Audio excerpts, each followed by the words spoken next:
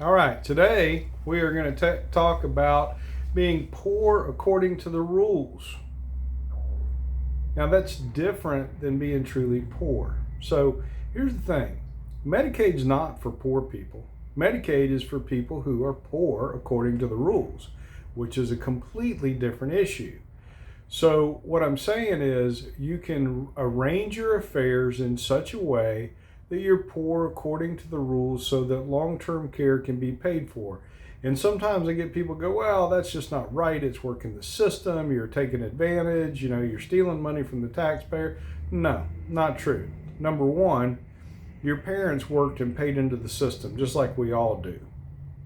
Number two, Congress didn't intend that it be only for truly poor people. And I'm going to give you proof of it right now in one regulation. So the home has always been an exempt asset, all right? But what happened is in 2005, the Deficit Reduction Act, they changed the rules and said, look, if you have too much equity in a home, if you have a lot of equity, then we're going to say you don't qualify for Medicaid, all right? So that has inched up over the years, but let me tell you what the number this year is.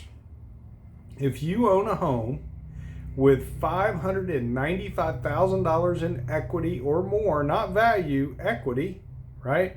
Then you don't qualify for Medicaid. So wait a minute.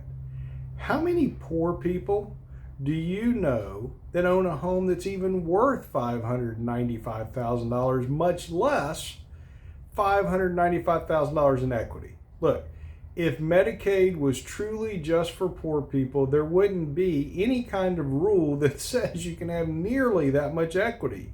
It might say, hey, you can have a house with equity of, $50,000 or a house that doesn't exceed $150,000 in value. But $595,000 in equity? Really? And we're going to say it's only for poor people? That's insane. You know it, I know it, everybody knows it. So here's the thing. Congress designed the Medicaid system so that you could arrange your affairs so that you qualified for Medicaid even if you had substantial assets. Look, this is no different than arranging your affairs so that you pay the least tax possible. There are real estate developers that are multi-billionaires that pay very little, if any, tax at all. Why? Because they arrange their affairs to meet the IRS rules because the government wants them investing in real estate and keeping the economy going in the cycle of money and all that kind of stuff, right? So they arrange their affairs so that they get to spend lots of cash and pay no tax. This is absolutely no different than that. You are going to help your parents arrange their affairs so that they can get assistance with the high cost of long-term care and not go broke in the process. So, is Medicaid just for poor people? By now, you should be saying, no, it's not just for poor people. Are food stamps just for poor people? Yeah, they probably really are, right? There are some Medicaid programs that the rules are such that you can't arrange your affairs in such a way as to qualify.